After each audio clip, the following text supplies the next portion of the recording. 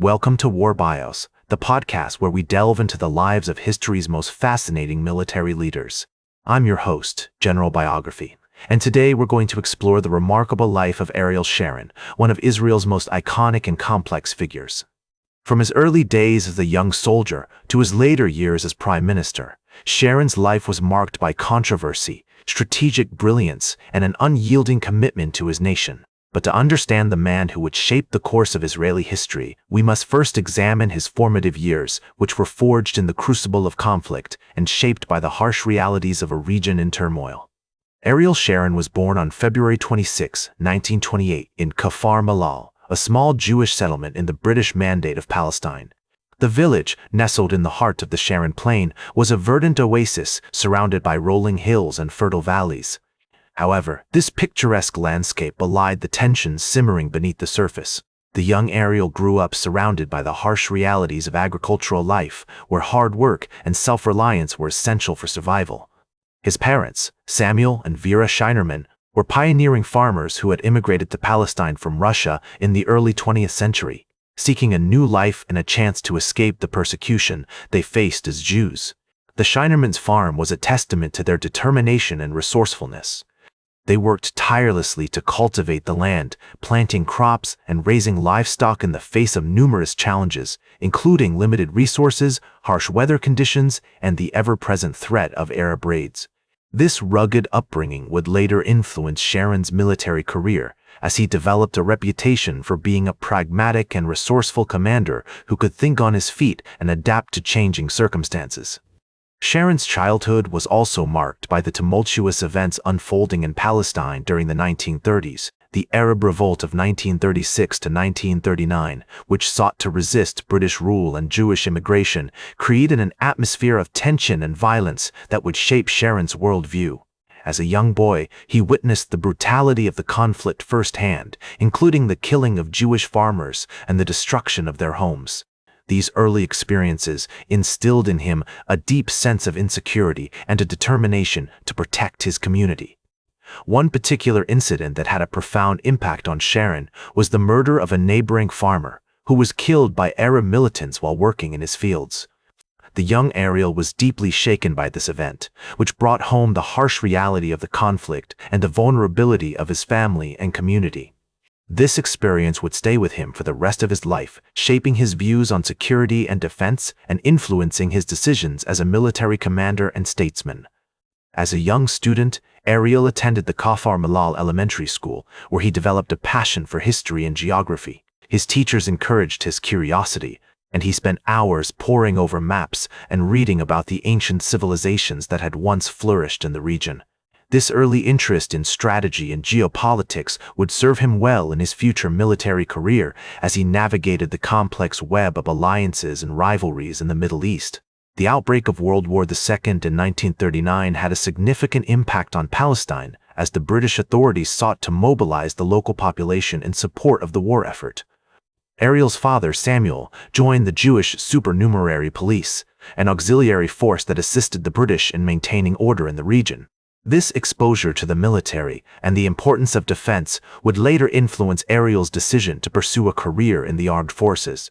As Sharon entered his teenage years, he became increasingly involved in the Haganah, the Jewish paramilitary organization that would eventually become the foundation of the Israeli Defense Forces.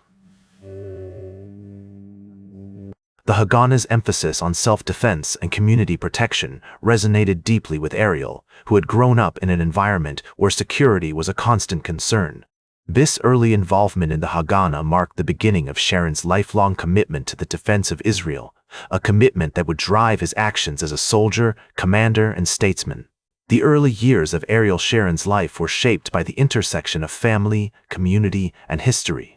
The challenges he faced as a young boy, including the violence and uncertainty of the Arab Revolt, had a profound impact on his character and worldview.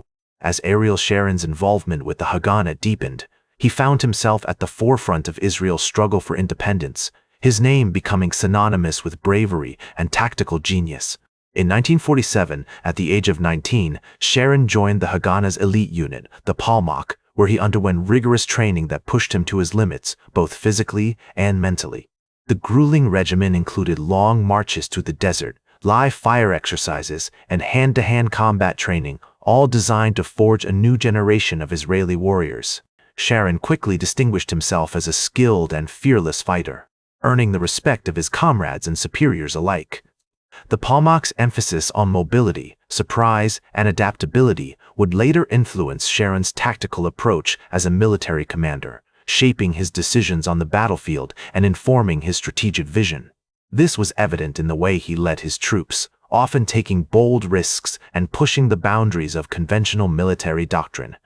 The Powerhouse's ethos of initiative, creativity, and resilience also instilled in Sharon a deep-seated commitment to Israeli security, which would remain a guiding principle throughout his career. One of the defining moments of Sharon's early career came during the 1948 Arab-Israeli War, when he participated in the Battle of Lathun, a strategic junction that controlled access to Jerusalem. On May 25, 1948, Sharon's unit launched a daring assault on the Arab Legion's positions, but they were repelled with heavy losses. The sounds of gunfire and explosions still echoed in Sharon's mind as he recalled the chaos of that day, the smell of smoke and sweat hanging heavy over the battlefield. Despite being wounded in the battle, Sharon continued to fight, earning a reputation for bravery and tenacity that would stay with him throughout his career. The aftermath of the war saw Sharon become a key figure in the newly formed Israeli Defense Forces (IDF), rising through the ranks to become a company commander in the Alexandroni Brigade. In 1953, he was appointed as the commander of Unit 101, an elite special forces unit tasked with conducting reprisal raids against Arab guerrilla fighters.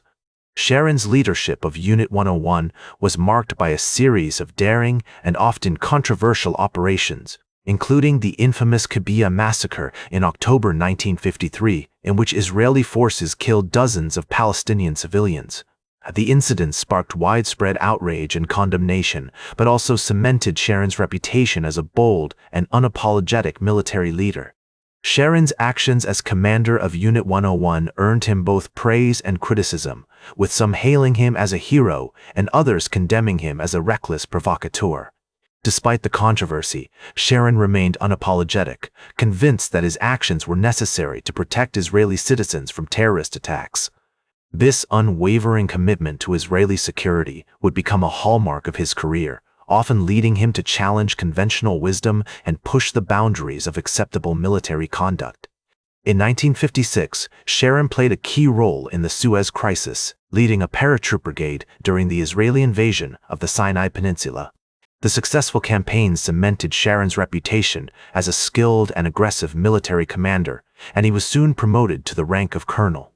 As he navigated the complex web of Israeli politics and military strategy, Sharon developed a close relationship with General Moshe Dayan, who would later become his mentor and patron. Dayan, a charismatic and visionary leader, saw great potential in Sharon and encouraged him to think creatively about military strategy and tactics.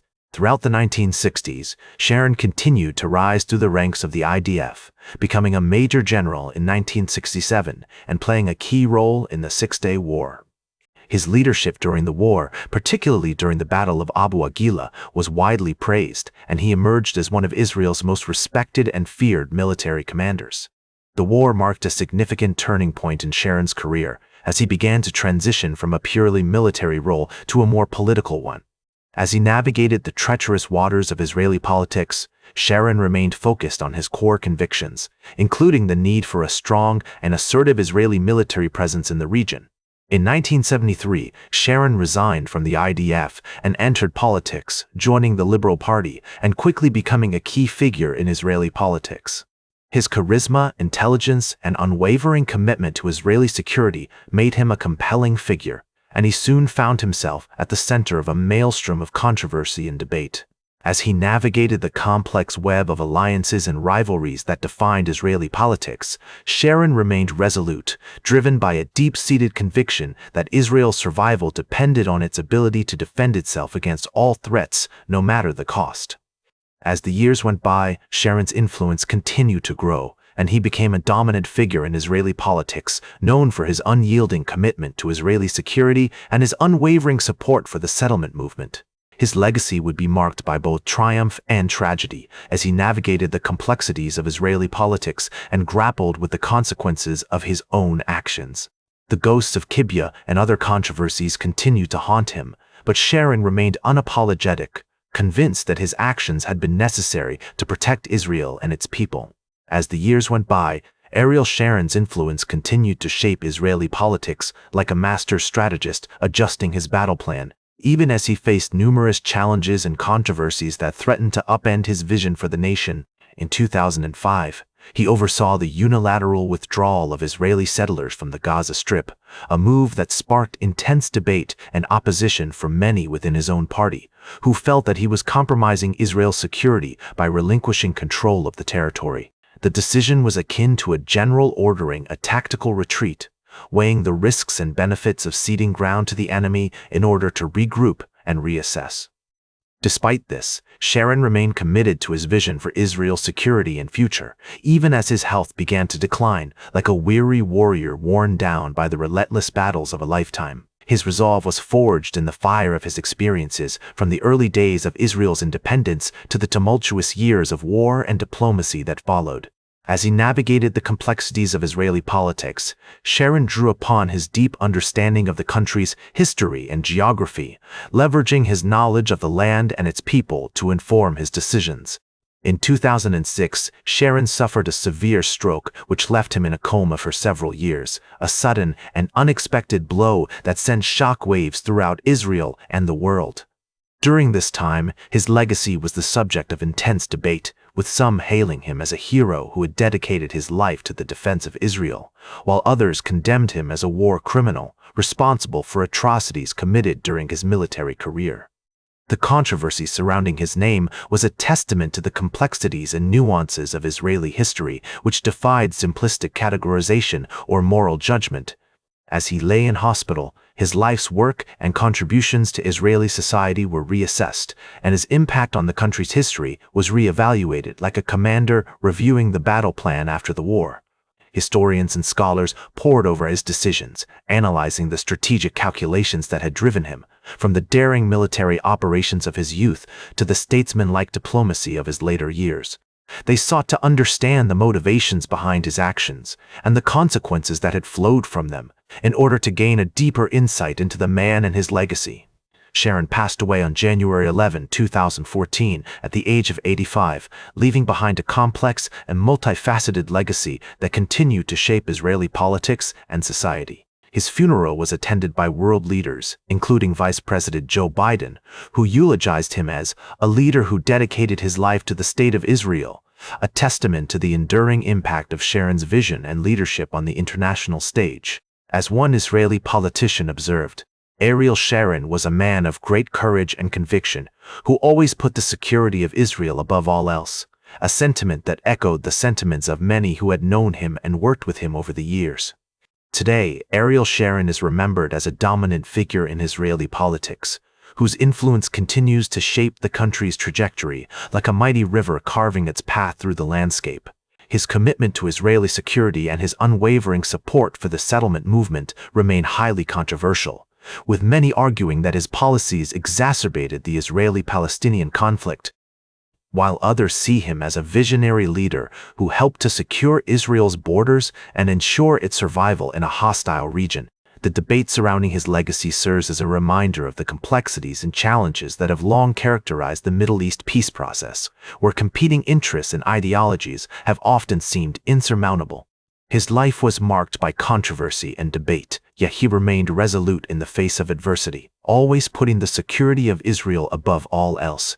As one observer has noted, Sharon's greatest strength was his ability to think strategically and make tough decisions, even when they were unpopular, a quality that had served him well throughout his military and political career. His commitment to Israeli security and his unwavering support for the settlement movement continue to shape the country's trajectory, even as the Israeli-Palestinian conflict remains unresolved, a reminder that the pursuit of peace and security is a complex and often fraught endeavor, which requires difficult choices and sacrifices.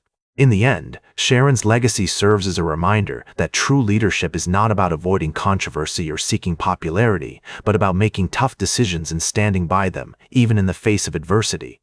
That's all for today's War Bios.